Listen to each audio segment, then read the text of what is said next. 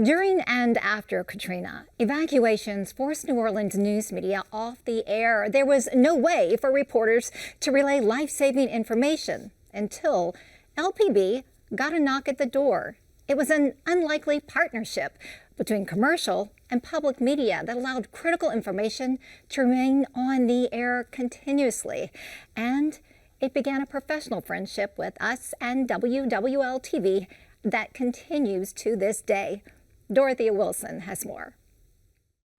When Katrina made landfall, its winds and water shredded southeast Louisiana. But when the levees failed, the catastrophe grew worse. New Orleans drowned, homes vanished, lives were lost, and without power, communications crumbled. For WWL-TV, it was personal.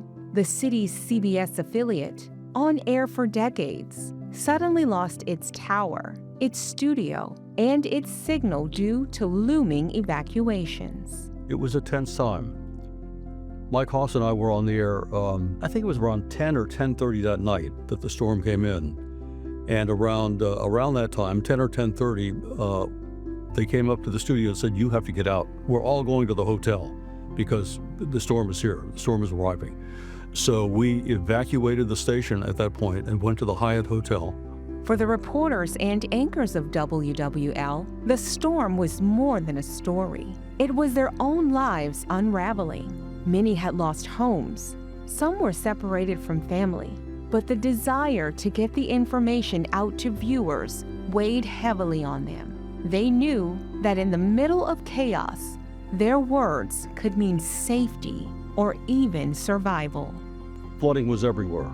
People were on rooftops, people were standing in water that was waist deep, others were in windows waving, trying to get attention from people, rescuers who were in boats going out to save people, pull people out of windows and that kind of thing. And as a reporter, it was almost overwhelming because there was so much that was going on. I mean, everywhere you looked, there was some incredible, horrible scene, and it was a lot to take in. It was really a lot to take in. WWL's news director, Sandy Breland, faced an impossible choice. She saw the exhaustion in her team's eyes, but she also knew the danger of silence. Her decision was clear: keep her newsroom on air no matter where they had to broadcast from. It wasn't just journalism, it was a mission. Just 70 miles up I-10, Louisiana Public Broadcasting was watching. LPB's then CEO Beth Courtney understood that during disasters, information saves lives. Beth worked out a special deal with the FCC that we could put them live on our third channel. And that was first time I'd ever seen that happen. That was amazing. So when they would go live for their newscast, it was seen statewide because people evacuated from New Orleans and went all over the state. And WWL moved in. Current LPB CEO CeCe Copeland recalls being caught by surprise when WWL showed up, but he didn't hesitate to take action. And we look up at the cameras because we could monitor who's on the, coming in. And there's two guys. So I told the master control operator, I said, continue what you're doing and let me go check to see who's at the front door. So that's when I went down, and that's where it all started. LPB opened its doors, its studios, even its transmitters, a commercial broadcaster, and a public station, two worlds that rarely touched, now working side by side. In makeshift studios, WWL anchors delivered evacuation orders, shelter updates, and messages of hope.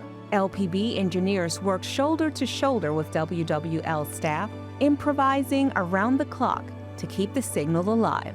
I have been amazed at our coworkers from WWL. They are going round the clock, not stopping, doing extra shifts, coming in early, and all the while they have family members that they're looking for. They have homes that have been totally lost that they still have no word about. They've inspired me. There were many nights of camping out on the floors and in the halls. This wasn't just about television. It was about trust and survival. LPB not being a news station, a lot of the staff here got a chance to see how a news organization operates in critical times or during disasters.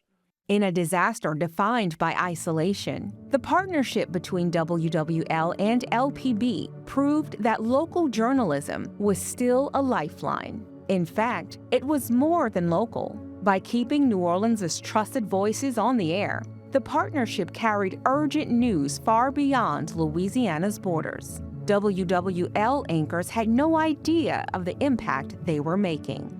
Streaming live coverage on your website had just started. I remember Tom Blanchet, who was our digital director, and I were in sports together. And he came in, and I go, yeah, whatever, man. I mean, we changed shirts, we took out hats, we changed mics, who cares? He goes, I don't know if you know this, but since we've been on, we've had more than 1 million people streaming our coverage. Everybody is watching our coverage. We're the only station on the air. This is prior to even the benefits of LPB and that statewide coverage of the LPBs in the region, in Texas, and everywhere. So it's beyond that. It was before. This is since the storm. Boom. You could watch our coverage. And I was like, whoa, what are we saying?